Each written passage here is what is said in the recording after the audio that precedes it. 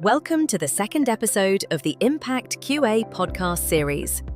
In this episode, we dive into a topic that often sparks debate in the QA and DevOps world, which is performance engineering versus performance testing. What's the difference? When should each be applied? And why do both matter for building scalable, high-performing systems? Let's dive in. All right. Hello, everyone, and welcome to today's podcast. I'm Gabriella, your host, and I'm super excited about today's topic, performance engineering versus performance testing. With us today are two brilliant performance experts. We have Richa and Nagarjuna. Welcome to the show, guys. Hey, thanks, Gabriella. Really excited to be here. Thank you so much, Gabby, for the introduction. And it's a pleasure to be here on the podcast alongside Richa. Yeah, thank you guys both for being here. So let's start off with the fundamentals. People often confuse performance engineering with performance testing. Richa, can you clarify the difference between the two? Yeah, sure. So basically, software performance engineering is like a holistic, proactive approach that integrates the performance considerations throughout the software development lifecycle from design through deployment. It's mostly about architecting your systems, say, for optimal performance from the ground up. This approach basically goes beyond the late stage checks and aims to build performance into the system from the very start. So if I talk about an example, one such example I can think is, suppose you have to develop a solution with performance in the process from the start. Say, for example, if we are a product company serving customers in different geolocations, like maybe USA, Asia Pacific, we need to design a product in a way that works well for all the users in all the regions. So the goal here is to actually make sure it requires fewer changes, less maintenance, and still runs fast everywhere. One simple way basically to do this would be by using, say, cloud servers and a CDN, which is like our content delivery network. So basically with this setup, data will be stored in servers close to the users.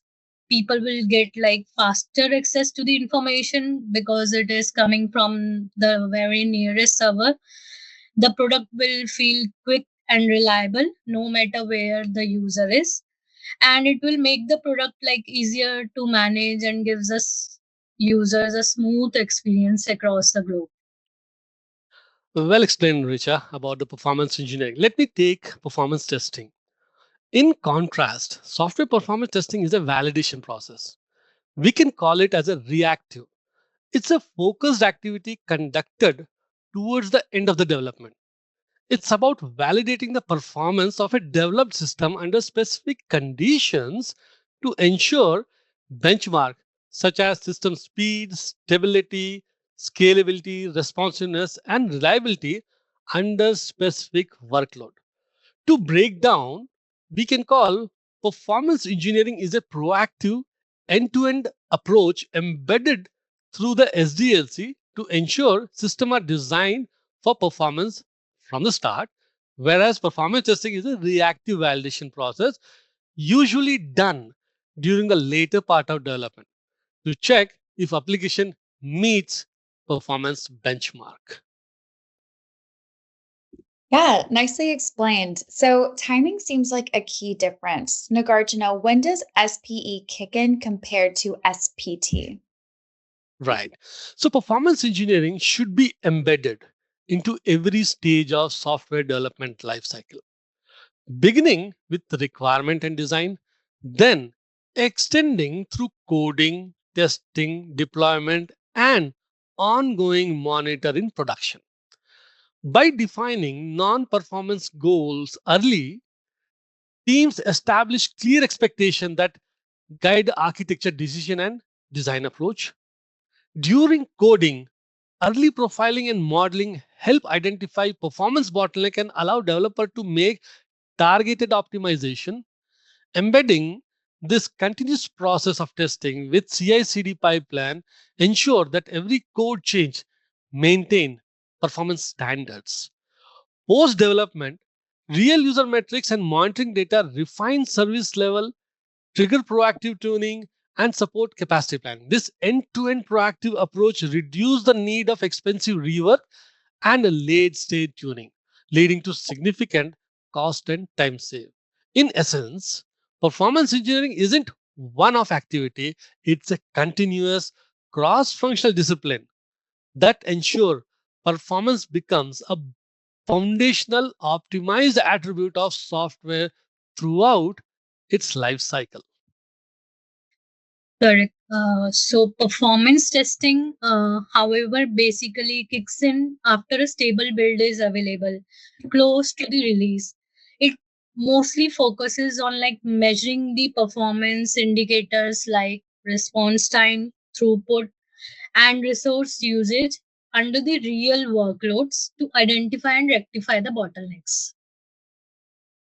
Great. So let's talk techniques. Richa, what are the core practices in performance engineering? Yeah, sure, Gabby. So performance engineering relies on techniques such as like performance modeling, capacity planning, workload characterization, code profiling, and continuous monitoring. These analytical or simulation tools basically help us forecast the performance outcomes well before the deployment. Talking about the AI nowadays, like AI is like rapidly transforming how performance engineering is conducted, moving from like reactive monitoring to proactive intelligent performance optimization. So the first technique would be like bottleneck prediction and predictive analytics. In this technique, machine learning models basically analyze the historical runs to forecast where performance issues may occur under new code changes, enabling the early identification and mitigation of bottlenecks. Second approach technique would be like adaptive load testing and traffic simulation. AI basically simulates the realistic user behavior using the past traffic patterns, and it dynamically adjusts the load test in flight to reflect the actual usage scenarios, increasing the test fidelity and relevance. Third technique would be forecasting load and capacity needs. So basically, AI models they predict how performance scales with the user load and suggest us the optimized resource configurations for future demand, aligning the system capacity with the business needs. Okay, I'm going to take the performance testing part of it. So, performance testing, by contrast, use empirical testing tools, load generators, monitoring system to simulate real user traffic. Key testing types include load testing, stress testing, spike, and endurance testing, all aim at validating actual system behavior under varying loads. Currently, AI is impacting this domain, specifically in the area of script creation and maintenance and result analysis. In the area of automated test creation and script generation, this particular area is kind of like very much impacted by AI, and it is in a positive way because manually when we used to manage the script, it used to take a lot of time. Currently, AI tool can generate the test scripts, which include all the assertions, parameterizations, and all the catches and everything. And they do it by extracting the patterns pulled from the business process. And they use, say, for example, Gen AI to produce JMeter script from the test management data. So you need not to go and take a resource, human resource, and tell him to explain the functionality and do the development. Nowadays, the test management tool will trigger the need for performance script, and this Gen AI will select the tool which is suitable for the application and write the code onto it. This is one of the key areas where AI is impacting. Apart from that, self-healing and maintenance activity. Now, you have created the artifacts. Now, these artifacts need to be maintained as and when there is a change in the application. They have to be revisited and maintained to make sure that they are up and running for the test. So these AI solutions, they listen to the application, and if there is any changes, they do the fixes and make the artifacts ready for the next execution. Apart from that, this particular AI is looking into the area of actual execution. During execution, there are a large set of data is generated. Now, AI is looking into the data and it's trying to identify the spikes. And based on the spikes, they analyze and identify the anomalies.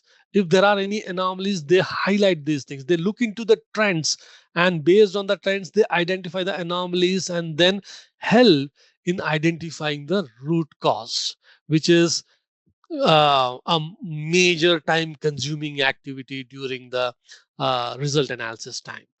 After that, automated analyze and reporting. So once the execution is over, in earlier days, the tester has to go through, identify the trends, and then try to put it into a nice report. But nowadays, we have AI which is helping us in doing the RCAs and putting the data in a manner which is more understandable to the third party or the business and the clients. Well said, Nags. So let's explore what impacts these types of businesses. So why should organizations invest in both SPE and SPT? Yeah, sure, Gabby. So if I talk about like performance engineering, SPE, so SPE basically helps the businesses build the systems that are more scalable, efficient, and robust from the day one only. It reduces late stage surprises, lowers the remediation cost, and supports the informed decisions about the architecture and resources. So, if I talk about from a business perspective, this directly translates into like faster time to market and reduced operational costs and higher customer satisfaction. So, when performance is built into the product from the very beginning, organizations avoid the last minute firefighting and expensive fixes in the production. Instead, the organization release the products with confidence, knowing that the underlying architecture can handle, say, both current and as well as the future demands. So this basically also improves the scalability, meaning like the system can smoothly support the sudden growth in users, seasonal peaks, or unexpected surges without impacting the customer user experience. Yeah. And now looking into the impact from the performance testing perspective. Guys, it is very crucial because this particular testing verifies that application can handle whatever is defined user load, and it gives you the proof that yes, application has reach whatever we are looking for. It helps us in identifying the bottleneck, ensuring system remains responsive and stable in real world condition. This testing reduce the risk of downtime, protecting the organization reputation and customer trust. It also support cost saving by catching issues before they occur in production. Ultimately, performance testing help deliver a seamless user experience, driving customer satisfaction and business growth. Awesome. So let's close out some of these thoughts and end with the final takeaway. Risha, would you like to go first? Yeah, sure, Gabby. So I would like to conclude like by saying performance engineering is all about designing the performance from the very beginning. When it is done right, it becomes a validation step, not a crisis moment. Rightly said. If you talk about performance engineering, performance testing, guys, they are not competing. They're complementary. Together, they ensure systems are high performing and scalable and ready for production. Awesome. Well, thank you both for your insights, and thank you to our listeners for joining us for this deep dive into performance engineering versus performance testing. Until next time. Thanks, Gabby. It's Gabby.